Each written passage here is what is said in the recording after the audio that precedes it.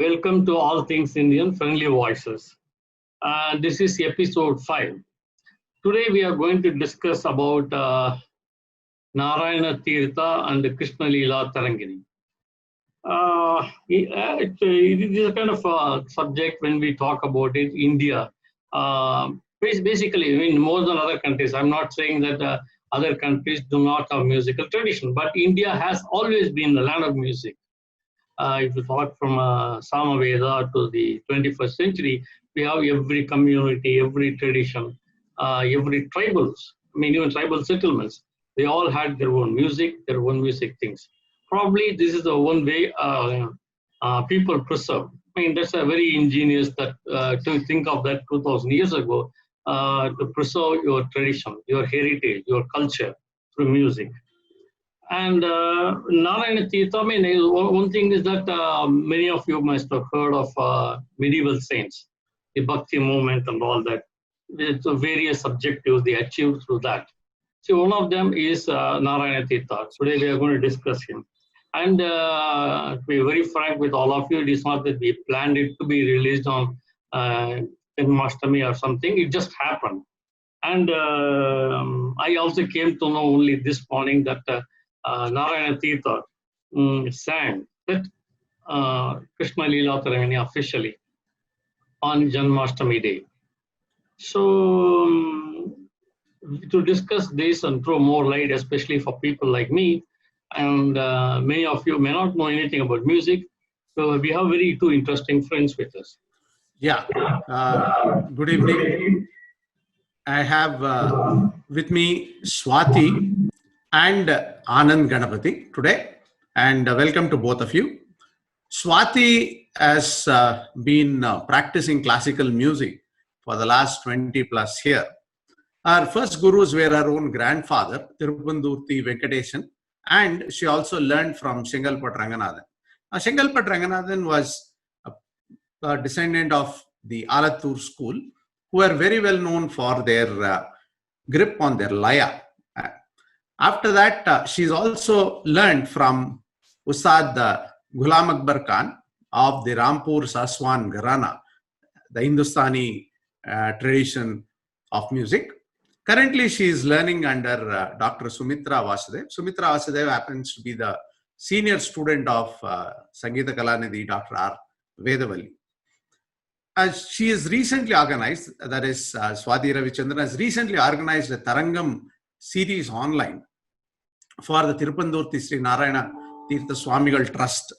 This was an effort from her to spread the works of Narayana Tirtha, especially the work Krishna Leela Tarangini. And there was a lot of participation from many artists in that. I think there are about 50 songs sung in the series and by various artists. You can look that up in YouTube. It is there and you'll find it very interesting. So outside of music, Swati's interests include technology, travel, food, fitness, and she's also a board game enthusiast. And she loves watching movies and watching people as well. Yes. Okay. Now we come to Anand. Anand has been one of the great connoisseurs of music. He's a well-known person in the Bangalore concert circuit, you can say, and even in Chennai concert circuit, you'll find him in a lot of concerts, talking enthusiastically to people and, telling them about the various concerts he heard, the various recordings he has. And he's equally interested in Hindustani music as he's interested in Carnatic music. Added to it is also a bibliophile, and it's very surprising to me at least that he reads close to 100 books annually. And you can have proof in Goodreads, actually. You can go. He has also been interested in solving cryptic crosswords. So I welcome him here. Anand has been a very good friend and we have discussed about music many a times. And he's also been generous enough to provide some of the very rare Hindustani music that has now been uploaded on YouTube. So to those people who are also interested in Hindustani music, it's a very big work that he has done to give us such rare treasures. So I'll ask Anand now to start the conversation and take this session forward. Over to you, Anand. Yeah, before Anand starts, you have to take me to the Champaka books and all that. You are reading 100 books all by yourself. I'm not sharing even one book with any of you. Very selfish fellow you are. So, next time, done deal. Whenever you're in Bangalore next. Yeah, but also that you can share your books with us. Yeah, definitely. Okay. Yeah, please go ahead. Yeah. Thank you everyone. And since the talk is about Narayana Tirtha, why don't we begin the feeling chat with one of the Tarangams of Narayana Tirtha. I would request Swati to sing it. Narayana Tirtha, the first time I heard him was when I heard my own grandma sing a couple of his Tarangams. She used to sing Mama Madhava Deva Krishna very often, especially on Gokulashtamis when she used to do her traditional worship. So, Swati, can you please sing either that or any of the Tarangams you choose to? Sure. So I'll start with Madhava Mamava and Neelambari. Since you're reminded of your grandmother and Janmashtami is around the corner, so I'll do the honors of singing that. Madhava Mamava Deva Madhava Mamava Deva Krishna Yadava Krishna Yadukula Krishna Madhava Mamava Deva Krishna Yadava Krishna Yadukula Krishna Madhava Mamava Deva Krishna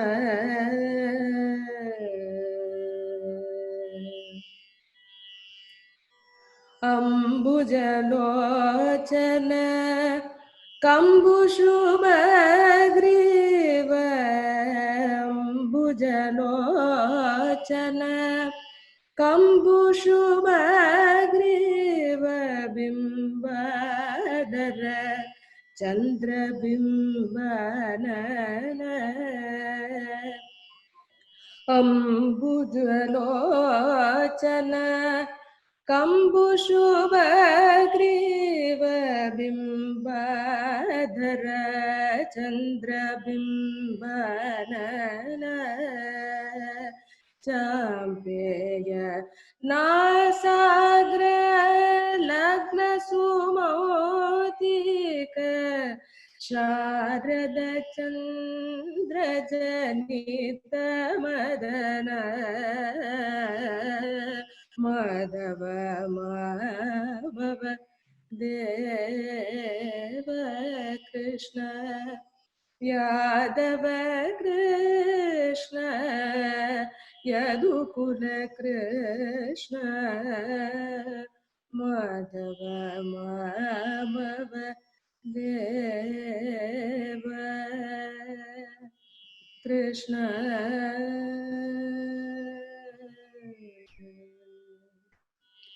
Wow.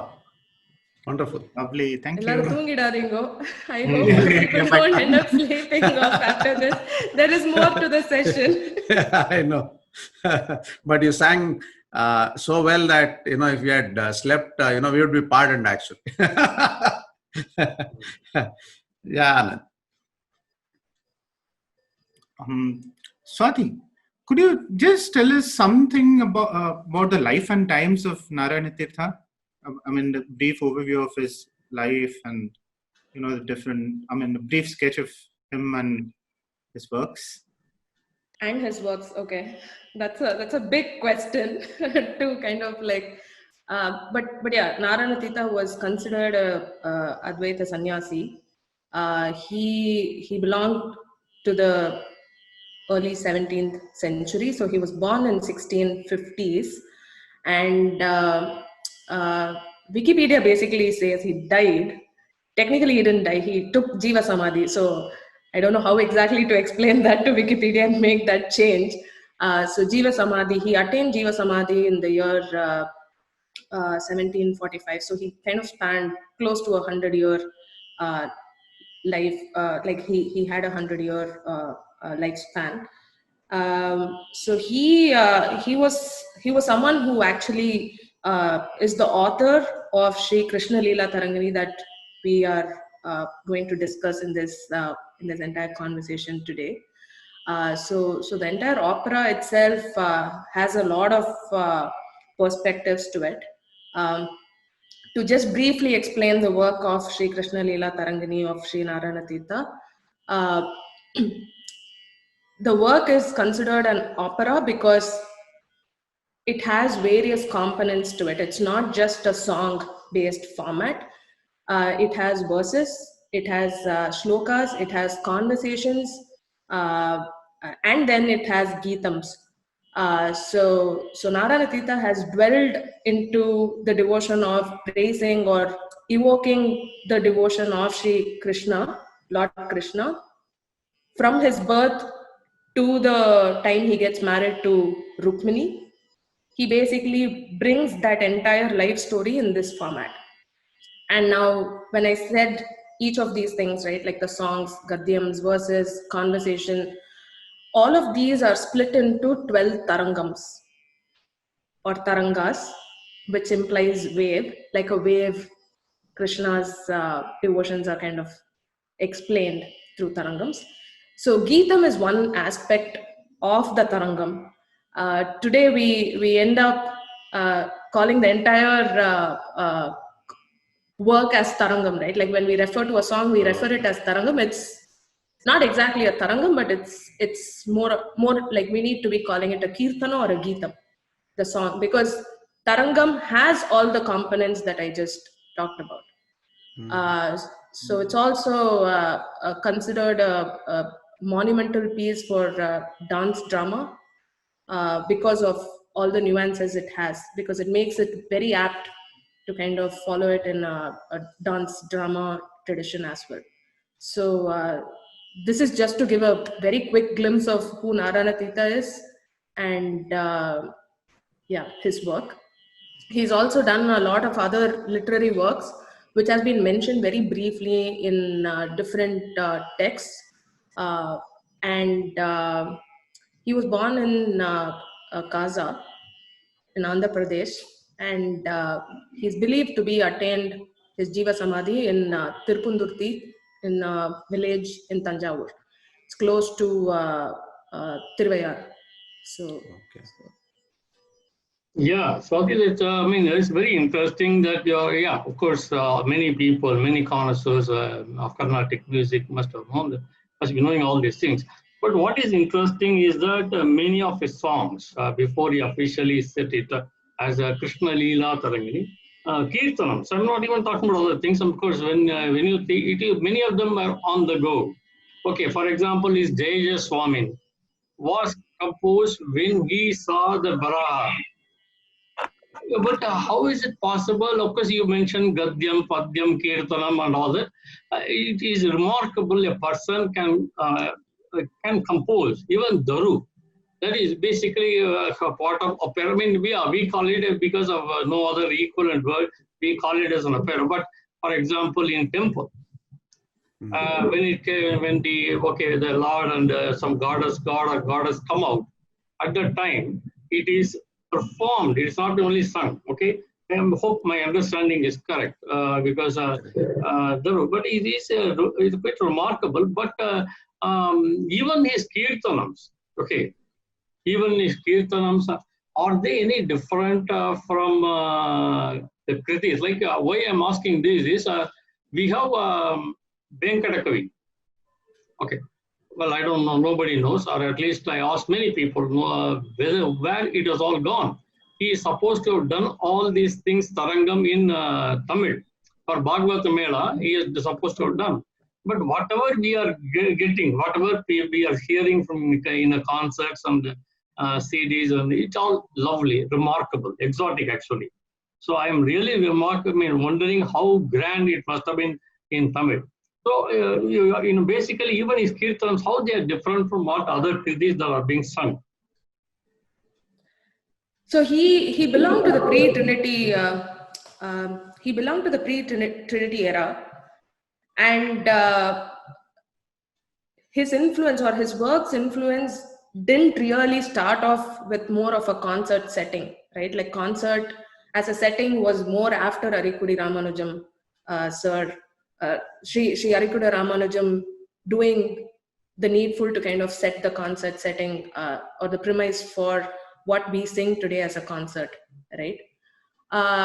So the kritis or how it is different from other composers' kritis itself. So we're naturally going to compare to the Trinity, Tyagaraja Muthuswami Dikshidhar and Shyama Sastry, because that's what we've been popularizing mostly in the concert setting today. They obviously are, they came after Narayana Tirtha. So, so one of the things of his kriti is like you have a pallavi, but you don't have necessarily an anupallavi format in most of his Geetams, right?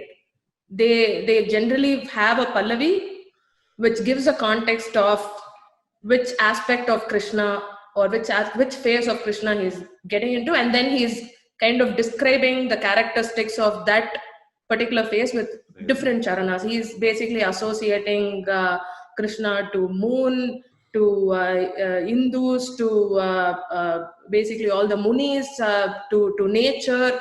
He's bringing out the playfulness of Krishna through the different charanas. There is no like a pallavi, anupallavi, charanam, and then there is a, like, it's not a very structured thing, right? Okay. In some aspects of Geetams or songs of Narayana Tirtha, it basically goes more like a vachana. The entire Geetam itself flows more like a vachana. So it's almost like a dialogue me and you are having, right? Okay. Like I say, hey Radhe, and then Radhe is basically saying Krishna, right? So that dialogue itself becomes a structure in a way, okay. In some songs. Mm-hmm. But I do not really see a very big difference. I mean, today in concerts, we're kind of adapting it. Like I ended up singing right now Madhava Mama in Pallavi, and then Ambuja Lochana in, it's actually a charana, right? But I actually made it sound like a Anupallavi. So Anupallavi. No, I mean, that's very interesting. I mean, just before the next question comes, like, for example, okay, you also mentioned it's an opera, even because of Gadyam, Padyam, Gadoru, and everything is there. But like, for example, in Telangana and in Dakshina Karnataka, Udupi side, we find his Narayana Tirtha's Parijata Bharanam is being performed almost on a daily basis. Yep. Okay. Yep. Whereas Narayana Tirtha's Krishna Leela Tarangini, I find only in southern Andhra Pradesh, that they don't know who composed it or not. But you know that even there also, they are singing as if, just now you said you made it look like Anupallavi. Even the people who are performing concerts in southern Andhra, they are doing the same thing. So I just wanted to mention that. Yeah, and I just want to quickly mention one thing. These opera, as we call it, right? Typically, I think they are in Telugu called as Gaya Natakams.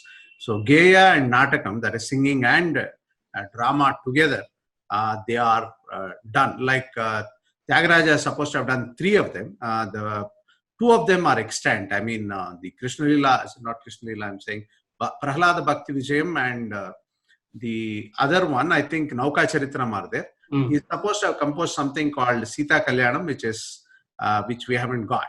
So there you find the same structure, right? So like there is a Padyam, there are Gadyams, and you will see that all that are part of that. Yes. So that's a very interesting, Suresh. Maybe it is from there, probably from Andhra Pradesh, he got this, brought it here. Because there also, it's mostly Utsava, is basically for Utsavas. Okay. Is it correct? My understanding is correct. Swati, like he's mentioning Prahlad Charitra. It went into Vidhi Natakam and Yakshagana later. But basically, the temple, it was there. I think what Suresh says is very fantastic, actually. Maybe he brought it from his Andhra Pradesh life to Tamil Nadu. So Narayana Tirtha's work is based on Yakshagana. So that's documentary evidences are there where they actually refer to the Yakshagana format. The entire opera works are considered to actually are considered to be a Yakshagana format. It's interesting that you actually mentioned about Prahlada Natakam of Tyagaraja. Tyagaraja, yeah. So it's mentioned, again, there is a documentary evidence that Tyagaraja was influenced heavily. He was extremely inspired and influenced by Narayana Tirtha's Parijata Natakam, which led him to do this work itself. Okay. It's very much possible because they were all in the same area, right? I mean, Tyagaraja would have probably... Yes, and I've also I've heard from my grandfather and so many other people in the fraternity where they mentioned that Narayana Tirtha was the Paramaguru of Tyagaraja. So again, we don't have evidences for these things, but it's considered. I wish there are conclusions based on the Natakam itself, right? Where he's actually explicitly saying his influence was there. Narayana Tirtha's influence was there on Tyagaraja. But we don't have evidence for a direct descendant or like if he really learned from Narayana Tirtha. Yeah. But he's considered to be a Paramaguru for Tyagaraja. Actually, it's very much possible because Tyagaraja did have a great respect for his seniors or, the people who are musical legends before him, like Ramdasa and Purandaradasa. There are mentions of them in Tyagaraja Kritis. So it's very much possible that they were all in the same area, that he knew about Narayana Tirtha very, very much. Yeah, Andy. Yeah. I know that your family has been very closely associated with Narayana Tirtha. Could you tell us a bit about that and especially talk about your grandfather, your first guru? Yeah, so I will actually get started with even before that, right? Like my great grandfather, not my great grandfather, my great grandfather was Mangudi Chidambara Bhagavathar.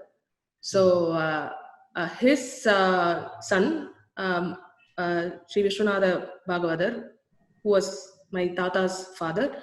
So all of them actually hailed into the Bhagavatam tradition in the family. Okay.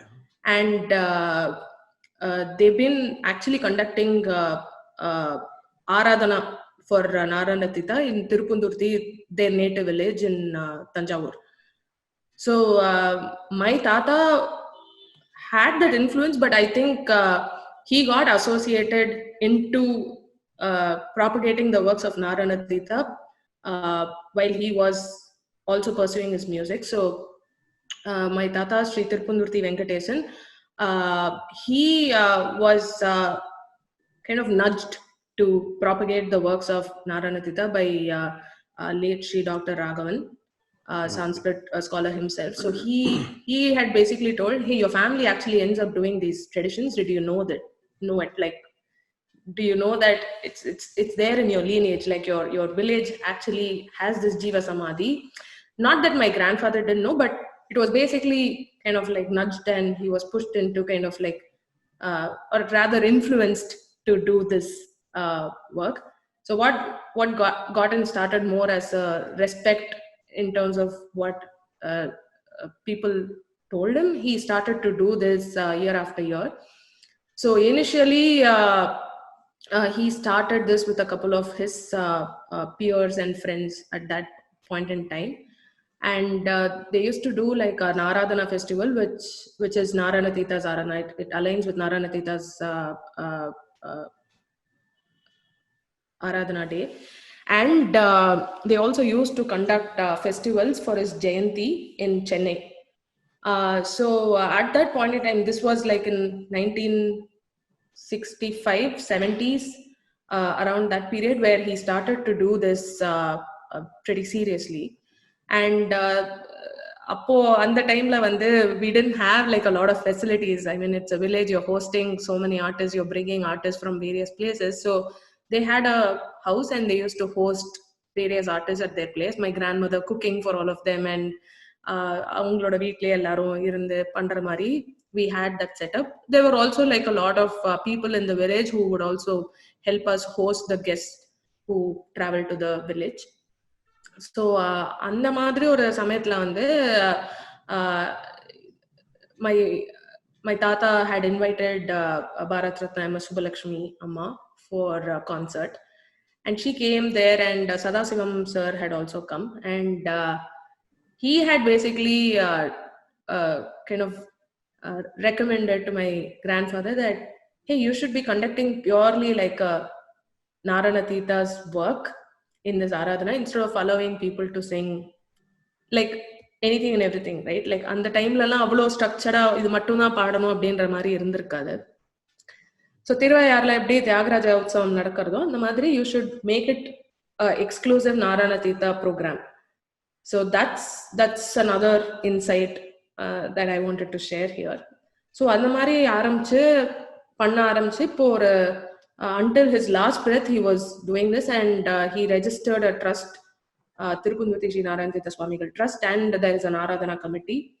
So he was the founder and propagator of all the work in association with so many of his peers, patrons, musical geniuses who have helped him, researchers, publishers. So he's basically worked in different aspects to basically bring out the work of Sri Narayanatitha. So that's where the association goes for me. So more of an experiential learning since my birth. I think it was always like I used to just travel with my family. Little did I know that I was also going to be part of this heritage. Yeah, this lineage and heritage. Yeah, that's very nice to hear, Swati. That is a excellent thing, and I think sometimes we are fortunately selected to carry on a great tradition. That's very nice, and more power to you. And hopefully, I'm sure that in the future you would be doing a lot more things. Yeah, I think we have been speaking quite a bit. So before I ask you the next question, can we have Sharanam Bhava Karunamay? Yeah, so I know it in the popular Hamsa Vinodini. Yeah, please. Whichever one you can sing. Sure. So the song that I'm gonna sing is Sharanam Bhava in Hamsa Vinodini. It's set to tune by Sri T.M. Tyagarajan. Okay.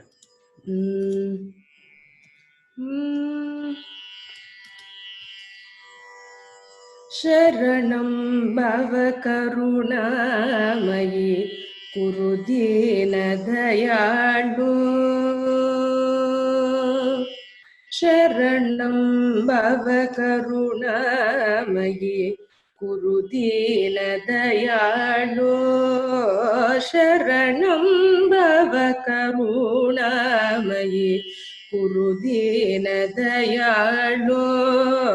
Sharanam Bhava Karunamayi Kurudina Dayalu.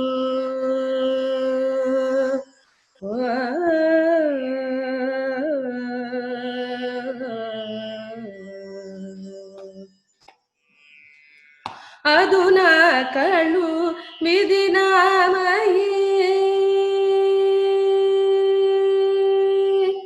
aduna kalu vidinamayi, sudiya surabaritam.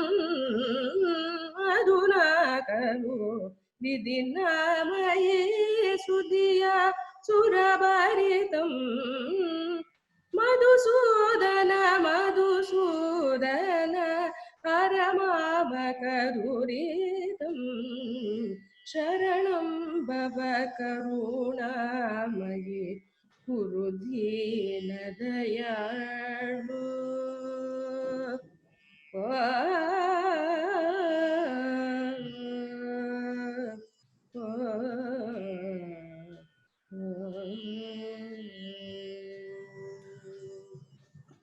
Wonderful. Very nice. Of course, this song, I've heard a lot of people. There's in fact a 1963 movie, I think. I don't remember the name. I think Anuragam or something, where Bhanumati Ramakrishna sings it in that movie. It's, I think, only one or two charanam she sings. And it's a very small clip, about 2.5, 3 minutes. She sings in front of Lord Venkateswara in some temple. It's a black and white film thing, and she sings in Arabic. And we have Balamurali also singing the same song in Arabic. And of course, later day in that movie called Sedu, Ilayaraja tuned it in Kalyani. So I think this is one question I wanted to ask you. Are there ragas which are already set by Narayan Tirthar, or have we got an idea of what ragas he used for them? And have we got the tunes, or were these set later? Like for Annamacharya, we knew the raga names, but out of circulation, and then later, right, Ralapalli and Nedanuri, Kadainallur, and all of them set to music. So what was the situation with Narayan Tirthar? So I've been like reading a lot these days on Narayana Tirtha myself. So this is again with my limited knowledge that I'm sharing. So please don't hold me to whatever I'm saying. So one of the things that I ended up reading was that Narayana Tirtha had actually avaroda first Tarangathile he had mentioned Narayana Tirtha Geetham அப்படின்னு அவர் போட்டிருக்கார், which means which implies that he had tuned, or he has composed it in its entirety, not just lyrically, but also he is also set to tune. So he has sung it. Adukku vandu we have evidence, but most of the publications that we have today, they carry out they have the same set of ragas. Like you don't have like very distinct publication having one in Arabi, one in Hamsa Vinodini, or one in Kalyani. அந்த மாதிரி mention யாருமே பண்ணல. இப்போ வந்து ஆக்சுவலா வந்து சரணம் பவ வந்து it's actually mentioned as Saurashtra in the book.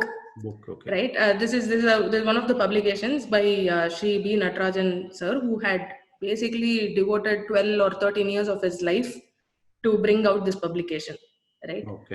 He was a civil service person, but he ended up spending his later part of his life to bring out this work of Narayana Tirtha, doing a lot of research. And so to answer your question, right, it's mentioned in different research journals and publications that Narayana Tirtha has mostly composed the songs in, say, about 35 to 39 ragams, mostly like in Mukari. இது வந்து இப்போ நமக்கு evidence இருக்கிற publication.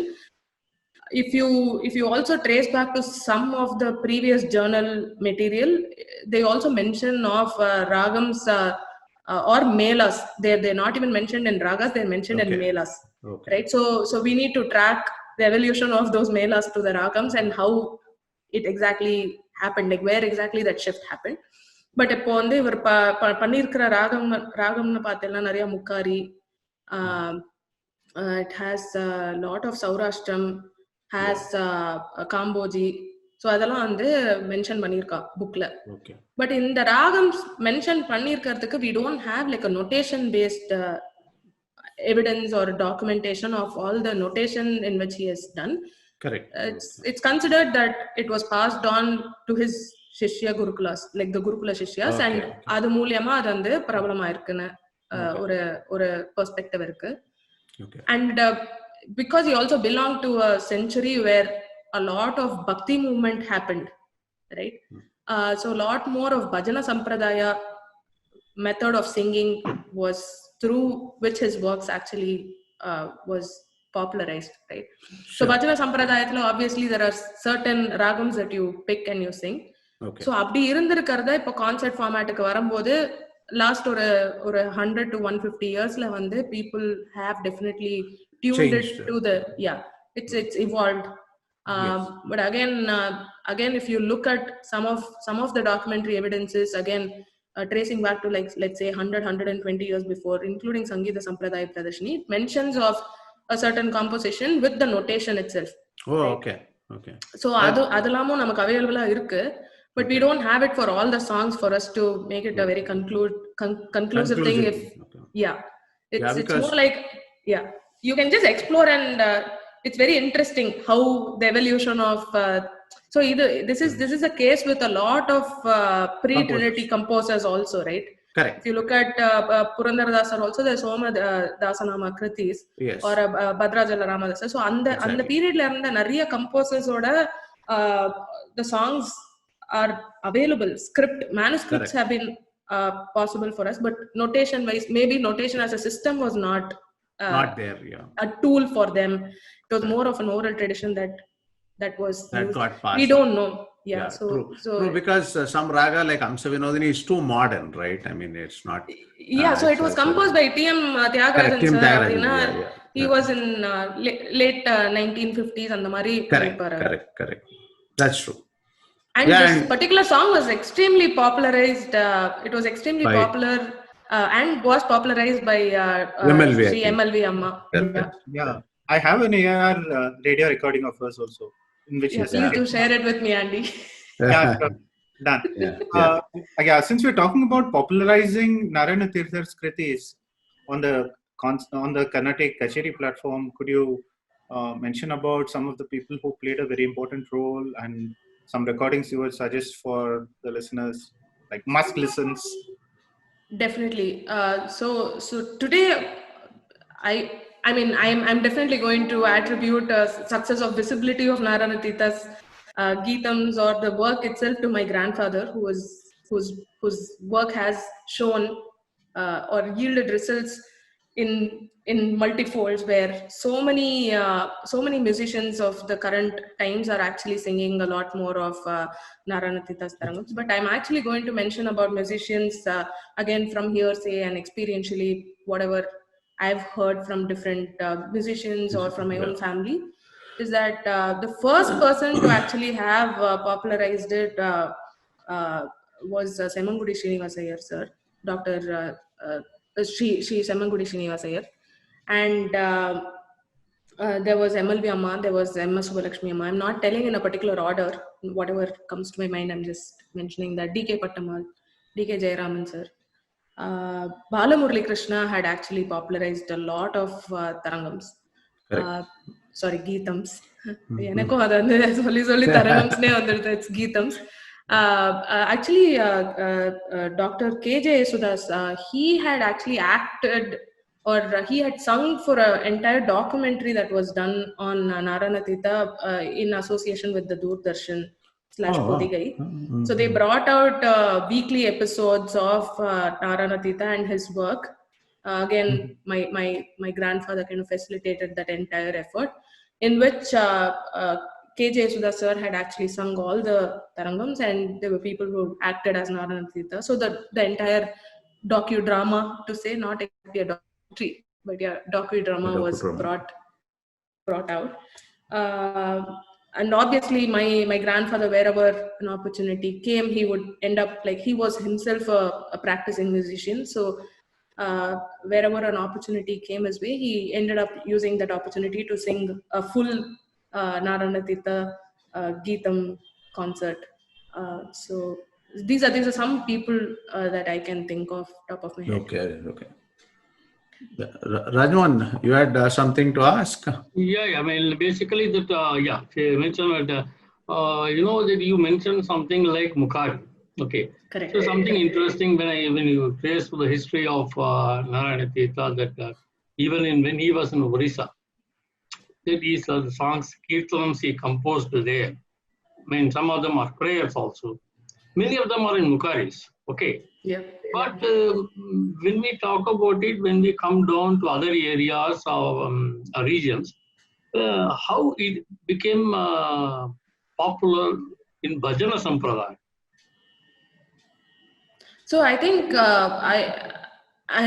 so there are, again, these are my understanding based on whatever reading that I've been doing. So one of the things is obviously the Yakshagana format itself allows you to kind of, like, the Bhajana Sampradayam also has a very close association to the Yakshagana format if you trace back history. So that was one. The second one was obviously the Bhakti movement, which also meant, like, surrender yourself to God. So whatever aligned with that tradition. So Bhajana Sampradaya was one such tradition, which meant that you basically surrender yourself to God and you get rid of all your sins, right? If you look at Narayana Tirtha's time period, like his lifetime, it was closely associated with so many other saints, such as Bodhendra Swamigal. Sadashiva Brahmendram, was he the same time period or somewhat? I'm not exactly sure on that, but but we definitely had some of these bhakti saints also of the same. So the Bhajana Sampradaya Trinity na ande solra Sadguru Swamin, Bodhendra, Sridhara Venkatesh Ayyawar.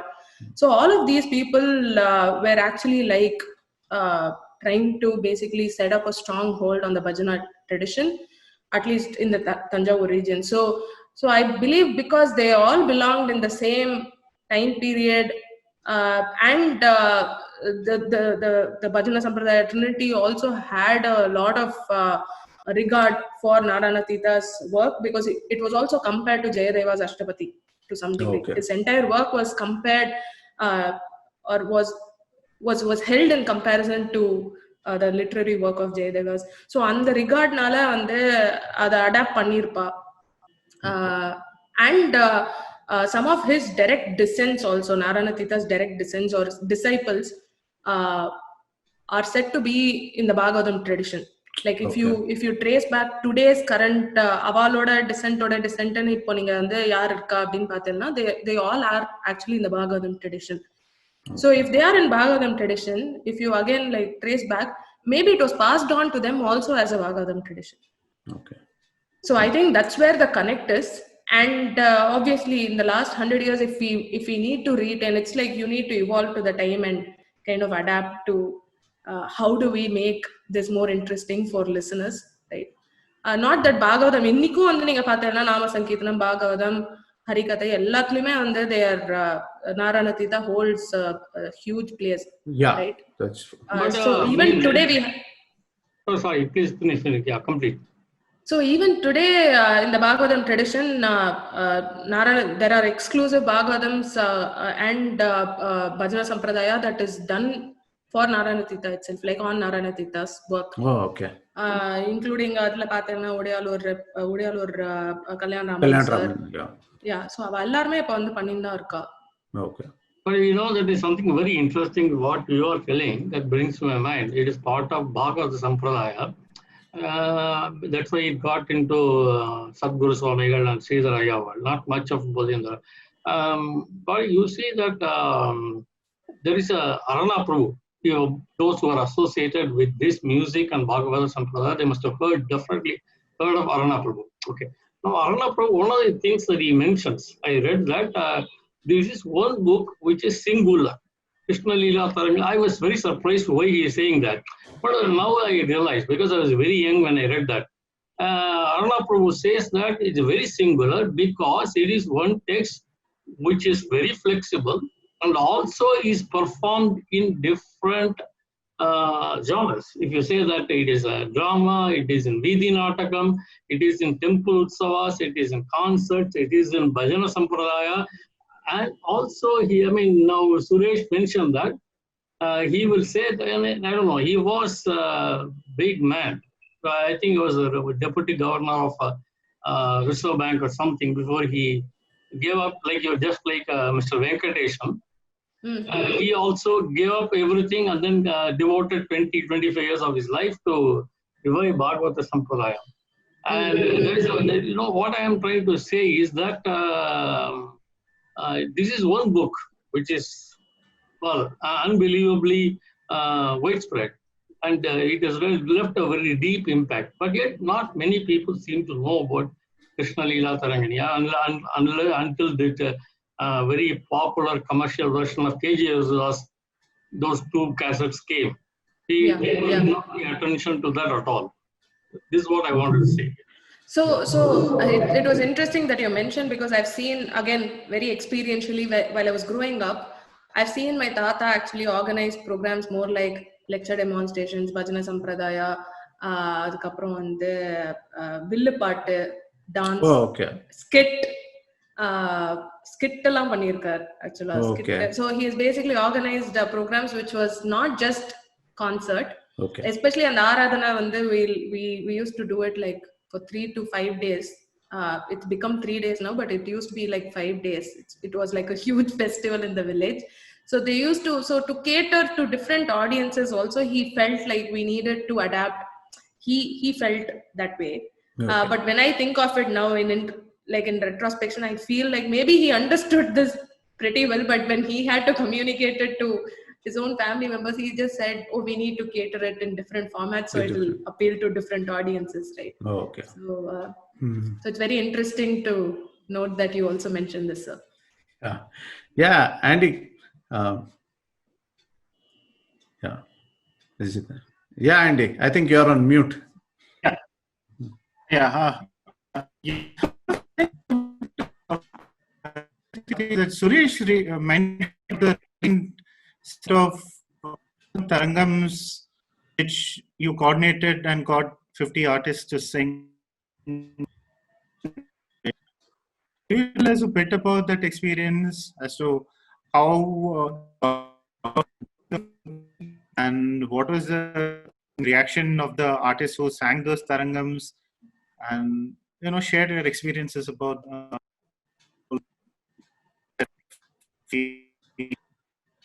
which you got myself.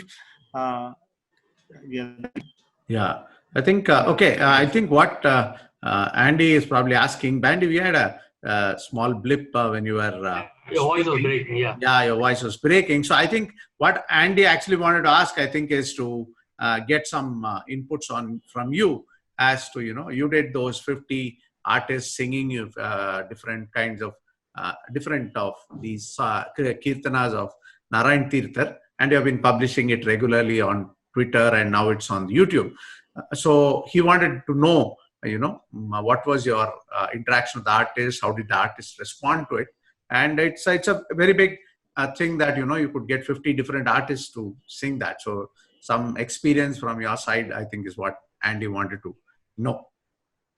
Yeah. So like I mentioned, we've been actually conducting multiple events through the year, and thanks to our current pandemic situation, we already cancelled a particular event that was scheduled in April. It was more a Founder Remembrance Day. So even our Founder Remembrance Day, which is my Tata's Remembrance Day, we made it a full Narayana Tirtha exclusive event. So that's a way to pay tribute. So we had to cancel it due to pandemic, and then July 1st this year was Narayana Tirtha's Jayanti Day.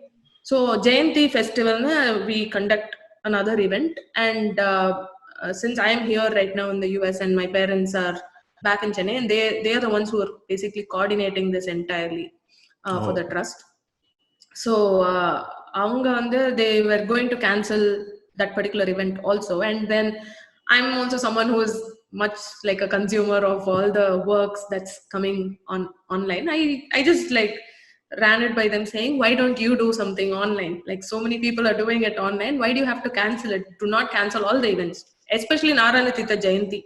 So Jayanti, let's say Gokulashtami also we generally conduct an event. We have actually cancelled. We have called it off. So I told, okay, Jayanti ki neenga pannadingo, cancel pannadingo. Let's do it online. I told this to my mom, and my mom was like, "Nee pandradhunda naanga help pandrom. In the technology la enna involve pannada." So her verbatim statement was like, "You do it from the front, we will support you from back. Like back end lende enna pannumo naanga pandrom. Whatever needs to be done on the front end, handling the technology part, artist part, you figure it out." Abdinu sollita. So it started off more as an idea that I ran through another couple of friends in the industry, and one of them being Vidya Kalyanaraman, Vidushi Vidya Kalyanaraman. I just connected with her. I was just like talking to her, what do you think? And I was actually going to make it more like a virtual concert of sorts. Was not planning for a Tarangam series at all. And then it was her idea that she told, why don't you like reach out to multiple people? So enna Tirupundurthikku enga taatha ipo kootin varana artist and the 3 naalikku nana Jagajodiya ஒரு பெரிய ஒரு family ஃபெஸ்டிவலை விட ஒரு கல்யாண பந்தி மாதிரி இருக்கும். Literally ஒரு 20-25 ஆர்டிஸ்ட் மினிமம் இருப்பா. ஆராதனம் போதெல்லாம் கண்டிப்பா total number of artist would be like around 100.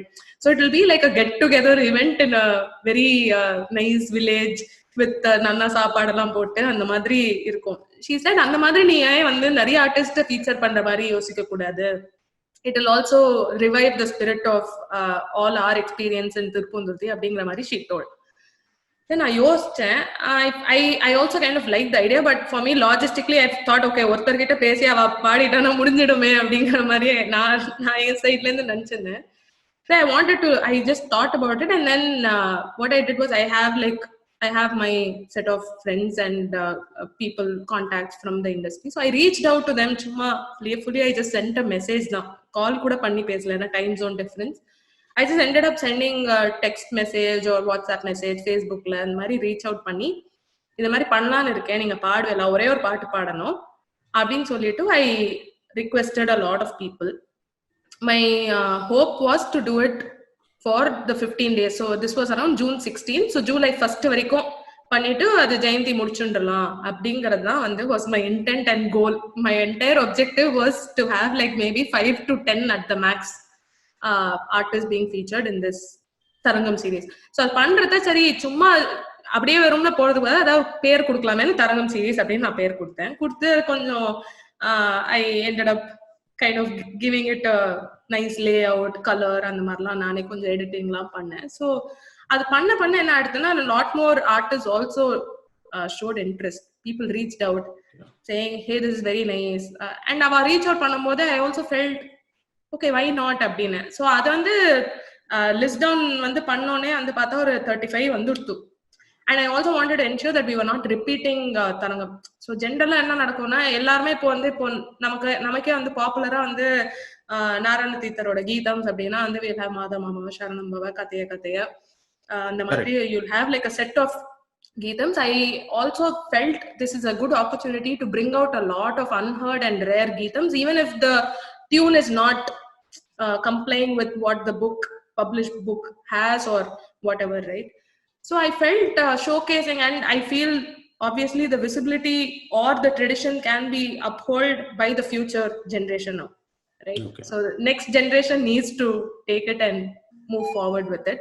Correct. So reach out பண்ணேன். அவ எல்லாரும் சொன்னா அது 35ன்றது அப்படியே நமக்கு ஒரு ஆசை வரும், அது அப்படியே ரவுண்ட் பண்ணி 50 பண்ணிடலாமே அப்படின்னு சொல்லி the last 2 weeks was a bit of a marathon run தான் சொல்லணும். So experience talking to artists was very, very nice. Lot of people were very friendly, very, very professional. சில பேர்லாம் வந்து they went out of the way to actually pick a very rare geetham. They set tune to it and they sang it. Some people exclusively sang the entire geetham. So actually என்னன்னா இது வந்து I want to actually place it and record இங்க.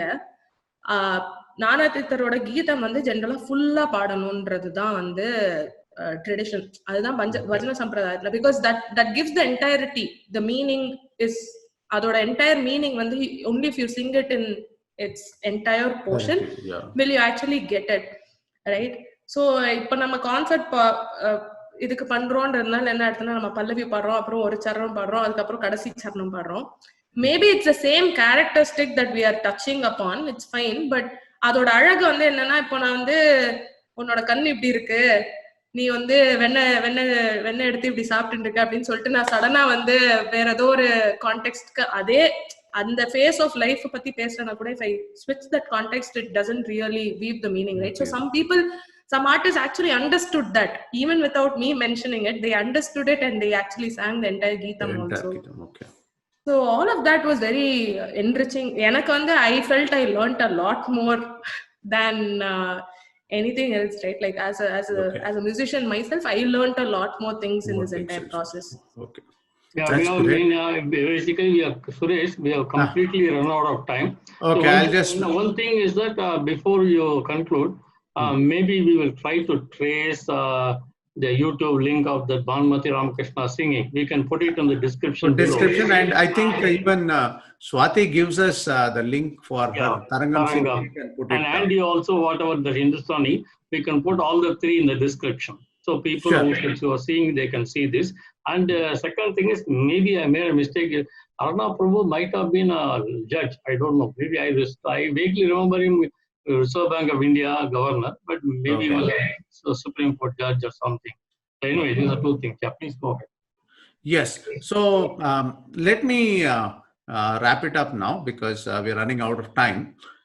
The important thing which I and Rajmohan spoke in our very first interaction video of trying to highlight in this series has also been what is generally known as a Dusri Parampara. That is, there is one more Parampara that is running parallel to some very popular thing. Like if you have a popular Carnatic music Parampara running, right? And there is a Bhagavata Parampara running, and someone like Narayana Tirtha is straddling both these worlds. It's very interesting, like Swati said and Rajmohan said, that his Krishna Leela Tarangini has had influence in Andhra Pradesh. They do it in Kuchipudi, and then there is in the Bhagavata tradition, it is there. And a lot of people nowadays singing in concerts as well.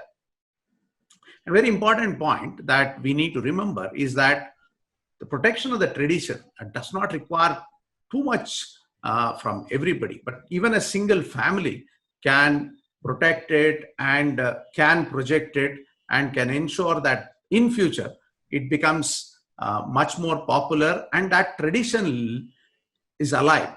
So in India, we'll see not only in Carnatic music or Hindustani music, but I think even in folk traditions and everywhere, you'll see that there are certain families that are dedicated towards that. Like the family of Swati, they are dedicated themselves to Narayana Tirtha, and through her grandfather, now she's involved in propagating those works. Like that, there are so many other traditions all across India which are very zealously guarded and popularized by a small set of people, some families which really are in the forefront of keeping all these traditions alive. And it is, to the credit of such families that we are able to hear such wonderful pieces of music and poetry as that of Narayana Tirtha's Tarangam. So I thank Swati for this and, and for the singing as well. And thanks, Andy, for joining us and, giving your own inputs. So once again, with this thanks, let me formally close today's session. Thank you. Thank you, Swati. Thank you. Yeah. Thank you for having Andy, me as well. Andy, it's a nice pleasure to have you here, Andy. Thank you, Rajmohan, sir. Okay. Bye-bye. Bye.